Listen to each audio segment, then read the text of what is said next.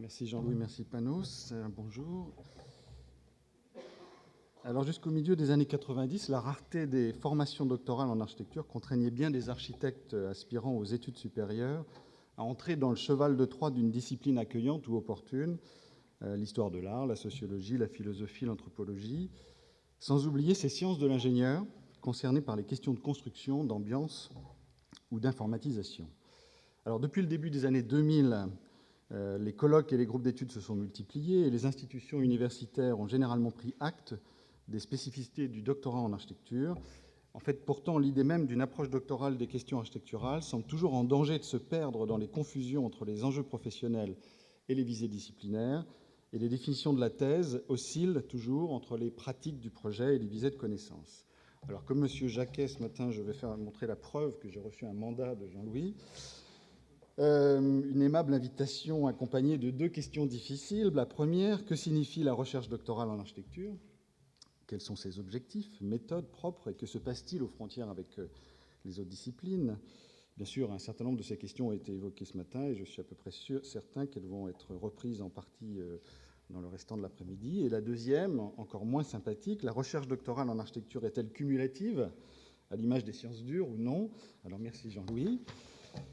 Alors, pour construire mes éléments de réponse, j'ai choisi de ne pas mobiliser les travaux qui m'occupent depuis quelque temps sur l'architecture potentielle des concours, qui permettent pourtant de sonder les productions de connaissances à l'œuvre dans les projets d'architecture. J'ai choisi également de mettre en suspens des recherches qui m'ont longtemps occupé et qui visaient à expliciter le rôle déterminant de la pensée analogique en architecture, à la fois dans la pratique et dans la théorie, même s'il y aurait beaucoup à dire sur la nature le plus souvent analogique de la connaissance architecturale.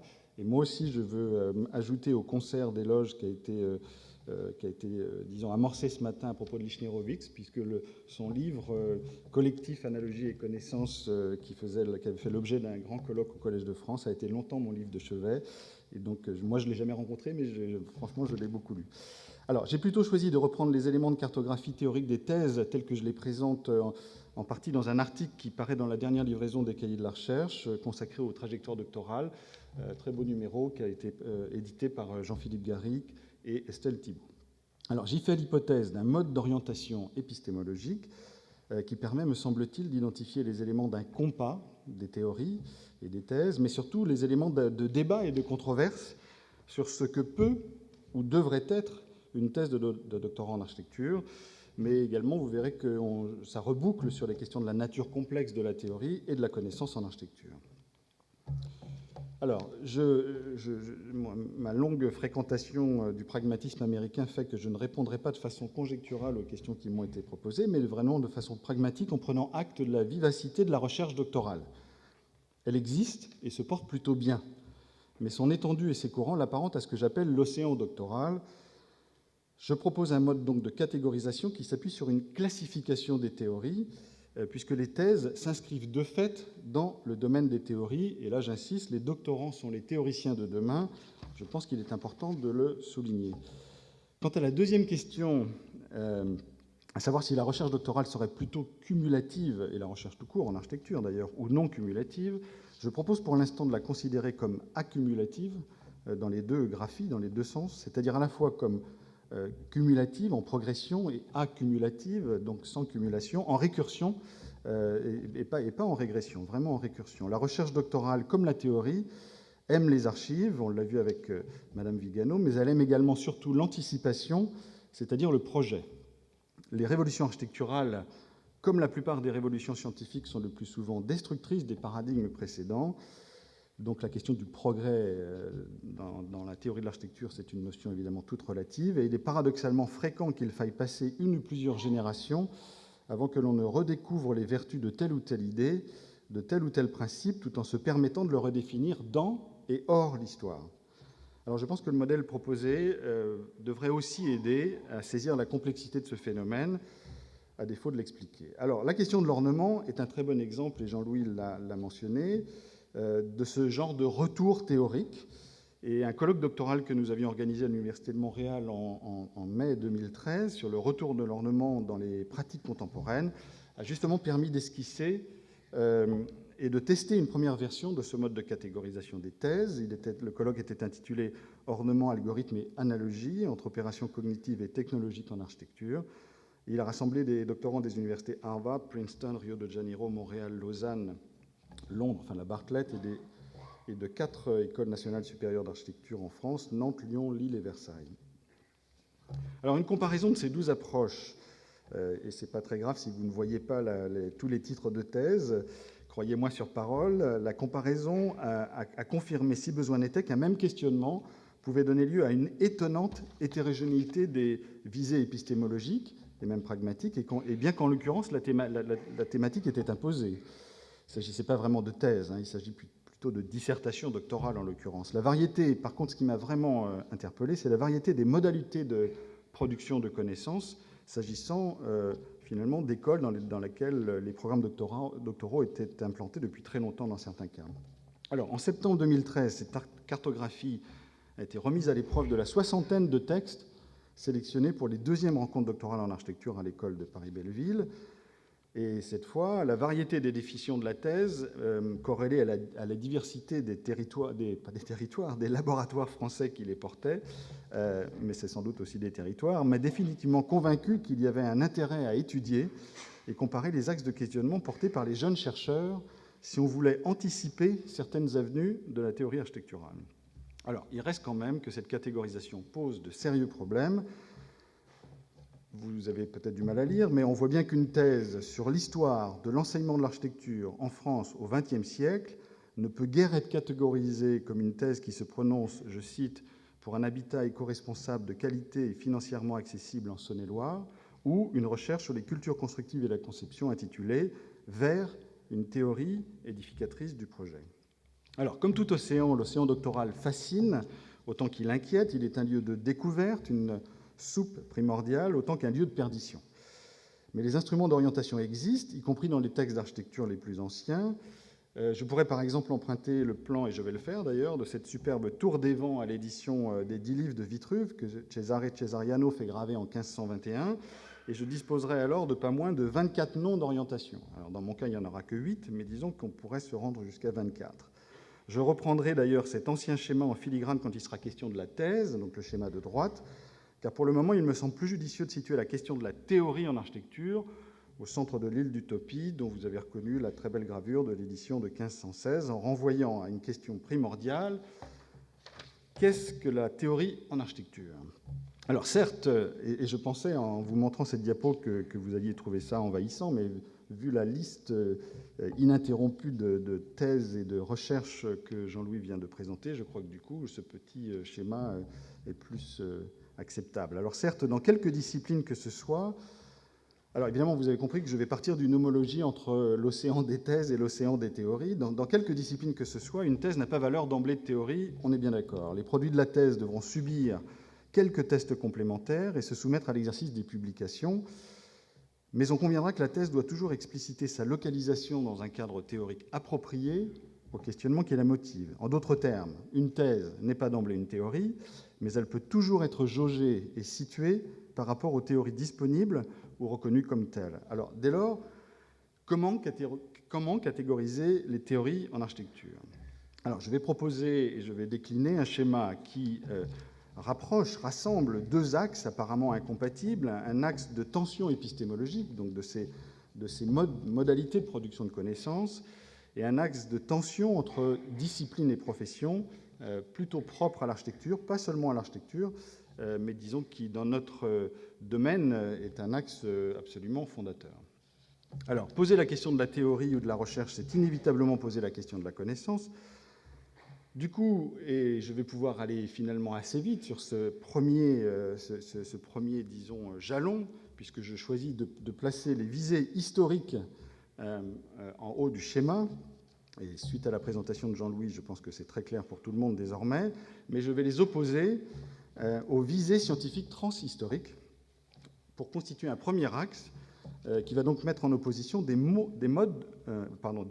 pôles de production de connaissances, ce que j'ai appelé des visées épistémologiques. Alors, les opposer, ce qui ne veut pas dire qu'elles soient systématiquement, disons, en opposition, mais c'est vraiment un axe, disons, qui définit un spectre d'approche. Alors, distinguer les disciplines de l'histoire de l'ensemble apparemment hétérogène sur la partie basse, mais il est en fait épistémologiquement cohérent parce qu'il va rassembler les sciences humaines et les sciences appliquées jusqu'aux sciences de l'ingénieur, parce qu'elles se trouvent finalement encore largement dominées par l'empirisme et l'induction. Et donc nous avons finalement un spectre de visées historiques et de disciplines qui leur sont reliées, et un spectre de visées scientifiques au sens transhistorique du terme. Alors, on va essayer de commencer à illustrer par un choix tout à fait, disons, personnel, mais je pense qu'il est important de sortir de ces schémas un peu froids pour commencer à faire fonctionner le schéma. L'imposant ouvrage de Joseph Rickwert sur les premiers modernes se trouve bien à la limite, dans mon schéma, de l'histoire de l'architecture et de l'histoire de l'art.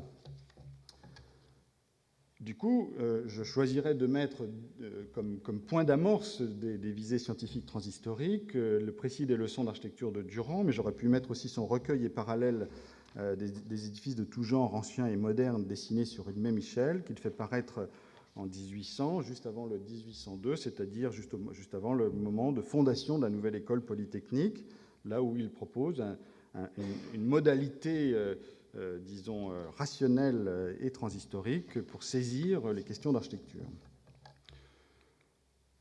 Maintenant, si je commence à essayer d'étoffer un peu disons, la cartographie, je distinguerai deux très beaux textes, des textes très importants. Le célèbre Dictionnaire historique d'architecture de Quatremer de Quincy, qui paraît à partir de 1832, je le verrai plutôt du côté des visées historiques, tandis que la célèbre traduction des 10 livres de Vitruve par Claude Perrault, donc il n'est plus du tout le même Vitruve que le Cesariano que j'ai évoqué tout à l'heure.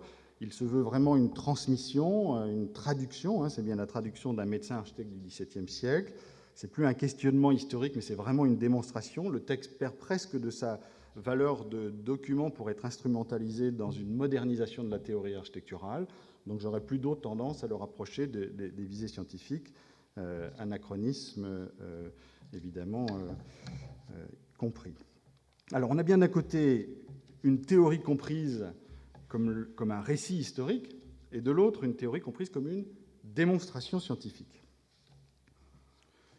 Alors maintenant, qu'est-ce qu'on fait de deux autres monuments, les 4 livres de l'architecture de Palladio, qui paraissent vers la fin du XVIe siècle, et le traité des traités, le De Reedificatoria du grand Léon Battista Alberti, écrit au milieu du XVe siècle, et qui signe, évidemment, selon les historiens, la reconnaissance de l'architecture comme discipline humaniste. Où est-ce qu'on les situe? On ne peut pas tellement les rapprocher des visées historiques, ni des visées bien sûr scientifiques. Et en plus, ces deux ouvrages ne peuvent pas être vraiment confondus dans le schéma. Ils devraient trouver des places distinctes. Alors, ils sont quand même dans une position médiane, mais leurs objets sont différents. D'un côté, on a un ouvrage qui est plutôt spéculatif, et on verra que progressivement, on va pouvoir le nommer réflexif. Et de l'autre, on a un ouvrage qui est éminemment, bien sûr, comme toutes les théories en architecture, elles sont réflexives, mais il est éminemment pragmatique, il est orienté vers le faire. Alors en fait, ce qui rapproche disons, les éléments de l'axe horizontal, c'est que ce sont d'abord des visées. J'ai bien dit des visées de connaissances. Mais en fait, il nous faut reconnaître que le propre de l'action, plutôt le propre de la théorie architecturale, dans bien des cas, eh bien, c'est indéniablement qu'elle se propose aussi, et peut-être surtout, d'agir. La théorie se veut alors une modalité d'un projet, et même, je dirais, elle se pense comme un projet. C'est la théorie comme un projet. Mais ces projets n'ont pas tous la même orientation.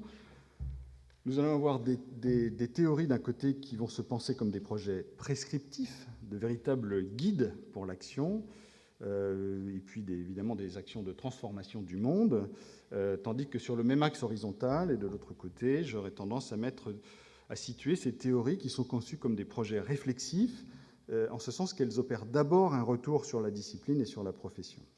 Alors si vous êtes amateur de textes un peu plus contemporains que ceux que j'ai mobilisés jusqu'à présent, puis on va retomber sur les grands jalons qui nous permettent, je pense tous, de comprendre, eh bien on voit bien que le Vers une architecture de Le Corbusier n'est ni un récit historique, ni une démonstration scientifique, mais c'est bien un manifeste prescriptif. Là-dessus, je ne vous apprends rien. Mais le New York Délire de Coulas assume quant à lui une dimension récursive, et il a lui-même prononcé le mot-clé pour comprendre cette nouvelle tension, c'est une rétroaction.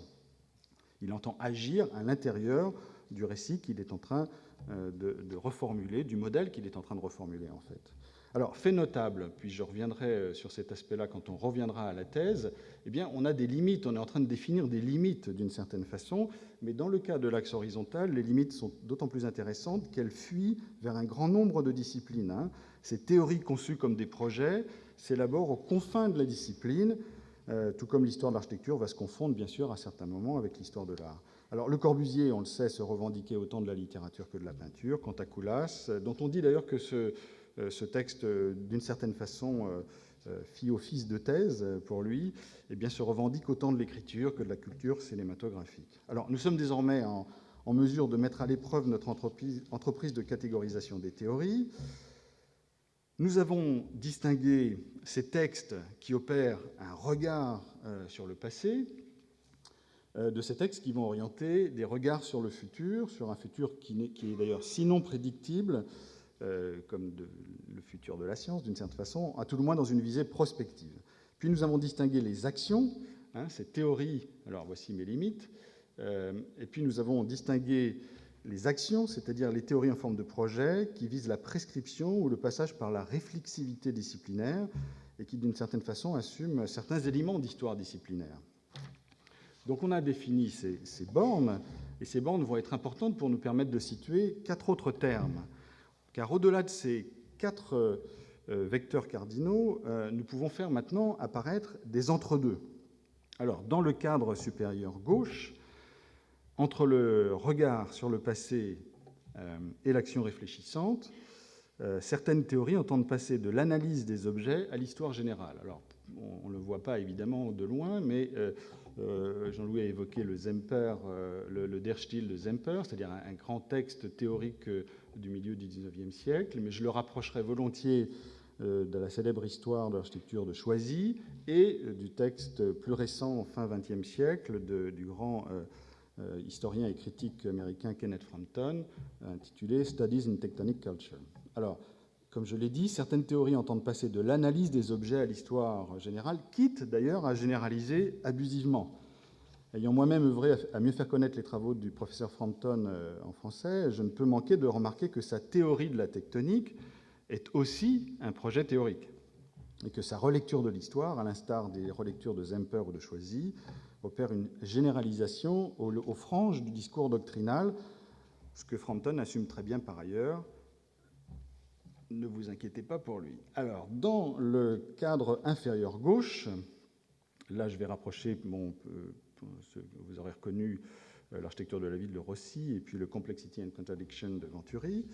Alors, les 2 ouvrages qui vont inaugurer la critique postmoderne en architecture, l'architecture de la ville de Rossi, le Complexity and Contradiction in Architecture de Venturi, opèrent bien un retour sur des projets historiques, mais ils n'entendent pas faire œuvre d'histoire. Leurs auteurs mobilisent des méthodes empruntées à diverses sciences, de la géographie à l'anthropologie, de la psychologie de la perception à la sémiotique. Le tout dans une démonstration qui se veut architecturale. On voit bien que d'un côté, l'histoire peut être à la limite, disons, instrumentalisée, et dans ce cas-ci, l'analyse sur les projets va être, disons, conduite en mobilisant et en appelant des méthodes qui ne relèvent pas, a priori, de l'architecture. Et donc, je pense que ces questionnements sur les franges de la discipline, voire même sur la fermeture de l'architecture, peuvent être, d'une certaine façon, mis en perspective de ce qui se passe vraiment quand les architectes écrivent et théorisent. Ils sont beaucoup plus ouverts que parfois on veut peut-être le reconnaître dans les écoles d'architecture. Alors maintenant, si je passe dans le cadran inférieur droit, là je vais distinguer, là vous ne le voyez pas trop ici, on le reviendra dessus tout à l'heure, mais c'est un texte très important de Colin Rowe sur la mathématique de la villa idéale, mais je vais revenir dessus, mais disons, donc ce texte de Rowe serait du côté rétroactif, tandis que le texte qu'il écrit avec Slutsky, très beau texte sur la transparence, lui se trouverait du côté du projet démonstration à valeur de manifeste. Leur beau texte sur la transparence littérale et phénoménale est librement spéculatif. Il se présente aussi comme un texte proactif, pour ne pas dire prescriptif d'ailleurs, et ce n'est pas du tout une analyse objective et distanciée Et c'est pour ça que je le rapprocherai de l'imposant et épais SML-XL de Coulas et Bruce Mao, en mettant en scène, qui mettent eux-mêmes, disons là, en scène l'auto-analyse des projets du groupe OMA, de façon à transmuter certains de ces projets à valeur de démonstration en éléments d'un manifeste. Donc ce n'est pas la même écriture que le manifeste de Le Corbusier, ni bien sûr que celle de Coulas. Et puis alors, le dernier cadran, c'est le plus insolite, mais c'est peut-être celui auquel beaucoup d'architectes qui sortent leurs plus belles plumes pour écrire, disons, auquel ils rêvent ou dans lequel ils voudraient s'engouffrer. Comme je dis, c'est pas le plus rare, mais c'est quand même le plus insolite quand on parle de production de connaissances en architecture, ou même de production de connaissances tout court. Dans ce cas-là, on assiste au passage d'une histoire à un manifeste, mais cette fois-ci, il s'agit d'histoire personnelle. Et là, j'ai mis, bien sûr, l'autobiographie scientifique de Rossi, donc très différente de son architecture de la ville, que je fais voisiner avec l'essai sur l'art de Boulay pour tout un tas de raisons que bien sûr, vous connaissez la fascination de Rossi pour Boulay, mais aussi des sept lampes de l'architecture de Ruskin, bien sûr. Donc, les deux textes de Rossi n'ont pas du tout la même valeur, disons, disciplinaire. L'ouvrage de 66, comme je l'ai dit, c'est le fruit d'un travail proche de la thèse, convoquant méthodes et avancées de diverses disciplines, géographie, anthropologie, histoire, autour de questionnements sur le sens des faits urbains. Tandis que le texte qu'il présente comme autobiographique, et j'ai particulièrement travaillé sur ce cas, se révèle à l'analyse constituée d'un collage de notes éparses, et bien qu'il soit agencé avec talent à partir de fragments non dénués d'élan poétique, ce deuxième livre adopte une logique éloignée du projet théorique qui était censé le porter, la Città Analoga, un grand traité de composition auquel Aldo Rossi rêvait, pour lequel il s'est consacré en secret pendant plus de 2 décennies, avant d'y renoncer brutalement. Et c'est sous l'impulsion et l'incitation de Peter Eisenman qu'il va publier des fragments qui aujourd'hui nous apparaissent comme incroyablement, forts sur le plan littéraire et poétique. Alors on aura remarqué, comme je l'ai dit au passage, la proximité avec l'essai sur l'art de Boulay, écrit au soir d'une carrière tourmentée dans une période très tourmentée, puisque bien sûr Rossi l'admirait particulièrement. Alors, est-ce qu'il faut écrire comme cela ? En tout cas, bien des architectes rêvent d'écrire comme Boulay, Rossi ou Ruskin, mais toutes et tous n'ont pas le talent de ces trois personnages, et surtout n'en ont pas la légitimité. Alors, en résumé, à la visée rétrospective, bien sûr, s'oppose la visée prospective, tandis que le projet théorique proactif va se distinguer du projet théorique rétroactif, et nous disposons désormais d'au moins 8 catégories d'écriture théorique en architecture qui vont nous permettre de revenir à la question de la thèse dans quelques instants.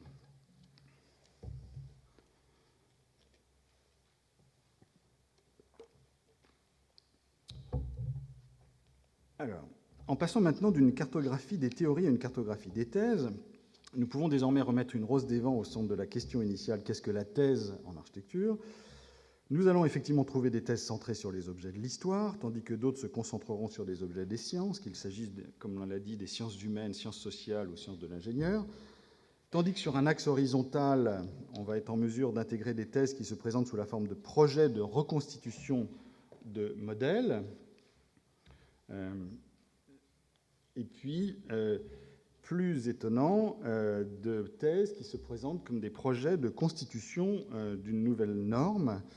Et croyez-moi, il s'en trouve, en tout cas dans les débuts d'une thèse, parfois ça s'apparente à ce type d'objectif. Alors, la thèse serait donc soit un récit historique, soit une démonstration scientifique, soit un projet réflexif et possiblement donc un projet prescriptif. Quant aux catégories intermédiaires, bien, elles fonctionnent assez bien. Elles éclairent la variété des approches méthodologiques, à défaut d'une catégorisation épistémologique claire ou habituelle. Et je reviendrai sur ce schéma dans ma conclusion qui ne saurait tarder. Alors, nous retrouvons effectivement les frontières épistémologiques et disciplinaires identifiées dans la cartographie des théories. Ce qu'on peut dire, c'est que si une thèse quitte l'histoire de l'architecture pour rejoindre l'histoire de l'art, elle risque de ne plus contribuer directement à l'édification de l'architecture. Ça peut être un choix. Évidemment, tandis qu'à trop vouloir franchir la limite Le Corbusier, une autre thèse qui prétend réformer trop rapidement les pratiques prend des risques épistémologiques inconsidérés, alors évidemment en tant que thèse, mais peut-être pas en tant que stratégie de carrière. Et nous avons bien effectivement un axe des tensions épistémologiques qui permet de mesurer des degrés de connaissance produites le long du curseur, tandis qu'on a un axe des tensions entre projets disciplinaires et projets professionnels. Donc là, c'est une façon de faire apparaître le spectre des définitions du projet, et je suis convaincu qu'Antoine reviendra sur ces questions dans quelques instants. Et en tout cas, ça permet de qualifier ces oscillations entre l'architecture comme mode d'action et comme mode de pensée qui entraînent le plus souvent des confusions entre les deux ensembles de conduite à projet. Alors, tandis que le récit, bien sûr, rétroactif sera en quelque sorte inscrit dans l'histoire, même si cette histoire reste toujours une construction, la thèse proactive n'hésitera pas à convoquer un ou plusieurs éléments d'histoire personnelle. Reste à savoir jusqu'à quel point cela est acceptable dans la production de connaissances. Alors, le temps manquerait ici pour mettre à l'épreuve d'un corpus de thèses contemporaines l'ensemble du modèle, mais puisque, et je l'ai fait par ailleurs à d'autres endroits, donc ça, on pourra revenir dessus, mais puisque les premiers architectes docteurs, je vais prendre un cas, je pense qu'il est assez éclairant, et vous le connaissez probablement déjà, puisque les premiers architectes docteurs, à part les architectes allemands bien sûr, n'émergent qu'à la fin des années 50 selon une lente progression qui ne s'accélère qu'au milieu des années 90, eh bien, on a une thèse de doctorat qui se mérite une place à part, puisqu'elle fut rédigée par celui qui va donner un tour particulier à la théorie dans les années 80 et 90, bien sûr, Peter Eisenman. Alors voyons où se classerait la thèse de Peter Eisenman dans notre cartographie théorique. Ce qu'on va dire tout d'abord, c'est que c'est une thèse qui a déjà acquis une dimension mythique. Elle a été soutenue en 1963, mais elle ne va être publiée qu'en 2006. Et alors, non pas sous une forme réécrite, comme on l'attend généralement d'une thèse, mais sous la forme rare et insolite d'un fac-similé conçu par les exigeantes éditions Lars Müller, reproduit avec soin comme on reproduit ces textes à haute charge symbolique, c'est-à-dire préservant non seulement la forme, mais la texture d'origine. Alors, on pourrait s'interroger longtemps sur le bien-fondé d'une reproduction à l'identique en pleine révolution numérique, un marquage signifiant qui serait évidemment parfaitement ironique quand on songe aux efforts d'Eisenman, aidé en cela par son complice, le philosophe Jacques Derrida, complice d'un temps, qui visait à l'époque à déconstruire tout effet de sens en architecture. Mais enfin, il reste que le titre de la thèse ne manquait pas d'ambition. Et d'ailleurs, il serait probablement soumis à quelques remarques dubitatives par un jury de thèse contemporain. Les bases formelles de l'architecture moderne. Alors, le titre ne dit rien de la période, ce qui va sans doute incommoder les historiens. Il ne dit rien du corpus, ce qui va troubler les sociologues et les anthropologues. Et le titre ne formule ni sous la forme d'une problématique, ni même en question cette idée de la forme qui va hanter son auteur pendant des décennies. Le titre n'en dit pas plus sur la méthodologie, cette exigence dont on reconnaîtra peut-être un jour ce qu'elle doit aux incertitudes de l'épistémologie postmoderne. En tout cas, rien ne semble transpirer de ce titre énigmatique, bien que l'essentiel des composantes élémentaires d'une dissertation doctorale se trouve effectivement dans le corps du texte lui-même. Alors, il est désormais avéré que cette première réflexion centrée sur l'analyse formelle de l'œuvre de plusieurs architectes modernes aura une influence déterminante sur la suite de sa carrière à titre d'architecte, d'enseignant et de théoricien, mais cela n'empêchera jamais Eisenman d'ironiser sur l'utilité de la thèse en architecture, comme en témoigne une remarque nichée dans la postface du fac-similé de 2006, et je cite, et vous lisez, « Quand on m'interroge sur l'utilité d'un doctorat pour un architecte, je réponds immanquablement, apprendre à rester assis pendant 3 ans, ou à rester tranquille, to sit still en anglais. » Alors, de façon romancée, Eisenman raconte qu'après 3 mois de voyage en Europe avec son mentor et complice Colin Rowe, il savait déjà ce qu'il voulait écrire.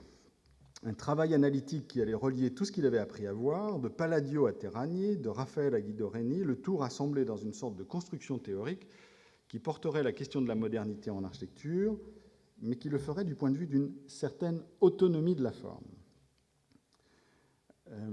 Alors, évidemment, c'est un commentaire. Tous les commentaires en rouge sont des commentaires a posteriori, et je vais terminer par un commentaire, par un extrait du texte de 63. Mais disons qu'a posteriori, Eisenman n'hésite pas même à resituer lui-même l'objectif de la thèse, et il le situe d'ailleurs entre 2 bandes théoriques qui vont nous aider à situer son propre projet.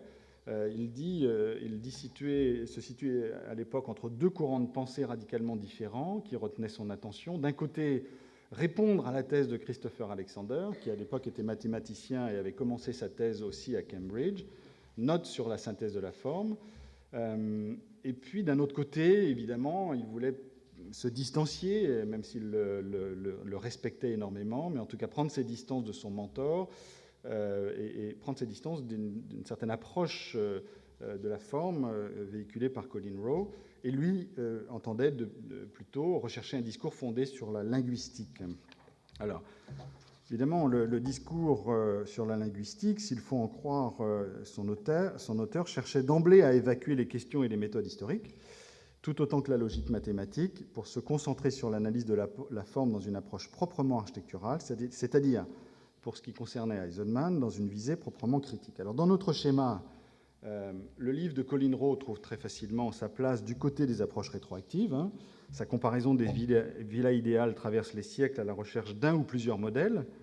La thèse, donc, elle était éminemment rétroactive et plutôt en bon équilibre entre l'histoire et la démonstration.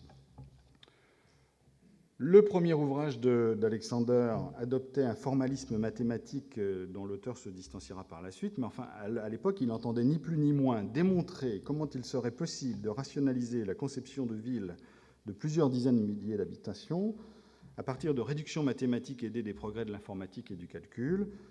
Donc, dans son cas, il ne s'agit pas du tout d'histoire, il ne s'agit pas non plus de rétroaction, mais il s'agit bien de démonstration, et en fait, il s'agit de prescription, puisque bien que le titre soit plutôt, disons, distancié, note sur la synthèse, en fait, c'est un manifeste qui transpire dès l'introduction. Ces notes sont des instructions aux futurs urbanistes. Alors, la thèse d'Eisenman, du coup, elle se situe dans une sorte d'entre-deux, plutôt bien à l'intersection des approches à la fois rétroactives et prospectives. Et en fait, je pense qu'elle entend assez clairement passer de l'analyse de projet à une démonstration en forme d'induction, puisqu'il cherche ni plus ni moins qu'à reconstituer les lois de ce qui serait un langage moderne, en fait. Et d'ailleurs, si on relit le texte d'introduction maintenant de la thèse, donc le texte original, tel qu'il l'a écrit en 1963, eh bien, on ne peut que constater que cette exigence d'autonomie mettant à distance les faits historiques était bien au centre du projet intellectuel. Je cite un fragment incroyablement lucide. « La présente thèse peut être considérée de nature essentiellement critique plutôt qu'historique, dans la mesure où elle examine certaines propositions concernant la forme en architecture dans une définition théorique et non historique. » Alors, il n'est pas certain que les cadres, comme je l'ai dit, les cadres imposés par la rigueur scientifique seraient en mesure d'accueillir aujourd'hui un tel projet théorique, y compris et peut-être surtout dans le contexte des universités américaines dans lequel Eisenman œuvre toujours, mais il reste que son projet s'affirmait dans une grande cohérence disciplinaire. Enfin, je tiens quand même à préciser au grand public qui se trouve rassemblé dans ces murs prestigieux que toutes les thèses de doctorat en architecture ne sont pas aussi clairement formulées dans leurs objectifs, que leurs auteurs parviennent rarement à les rédiger en 3 ans, et encore moins à les publier en facsimilé 4 décennies plus tard. Alors, la posture méthodologique d'Eisenman, et là, je reboucle l'allusion que Jean-Louis a faite au travail d'Eisenman. En tout cas, sa posture méthodologique consistait précisément, et comme le montrera le grand historien suisse Werner Höxlin, à sortir de l'histoire pour se consacrer à une stricte comparaison théorique des aspects formels de l'œuvre architecturale. Et d'ailleurs, certains critiques vont lui reprocher vertement d'avoir consacré de longs développements analytiques à la Casa del Fascio de Giuseppe Terrani, ce magnifique édifice construit entre 32 et 36 à Côme en Italie, sans jamais mentionner, ne serait-ce qu'une seule fois, qu'il s'agissait aussi d'un monument phare du fascisme italien. Alors, en conclusion, et de façon à bénéficier de vos réactions ou de vos questions, tout en soulignant par précaution que ce modèle est bien encore à mes yeux sans doute trop formel, sans doute trop hypothétique, je voudrais rappeler aux doctorants en architecture, ici présents, et je crois qu'il y en a un bon nombre, et ça fait plaisir, qu'il existe un lieu, qu'il existe une architecture, ayant depuis longtemps incarné ces tours de vent que l'on retrouve dans toutes les bonnes éditions des 10 livres de Vitruve. Panos doit bien le connaître. Alors, cette tour des vents fut construite au milieu du 1er siècle, avant notre ère, par le grand Andronicus de Cyrus. Elle est plutôt bien préservée dans les ruines de l'antique Athènes. Et donc, je ne saurais trop conseiller aux candidats au doctorat en architecture et à leurs directeurs et directrices de thèse dans toutes les écoles du monde libre d'y séjourner quelques heures À chaque fois qu'ils s'égarent dans l'océan des théories, dans la grande mer des discours et des questions architecturales, à toutes les fois qu'ils se trouvent désorientés par la formidable diversité des définitions de la connaissance et donc de la thèse en architecture, et une fois qu'ils seront bien assis tranquillement dans la tour des vents, peut-être pas pendant 3 ans, ils devront toutefois se poser une question: quelles connaissances seront effectivement produites par ma thèse dans le vaste océan disciplinaire de l'architecture? Merci beaucoup.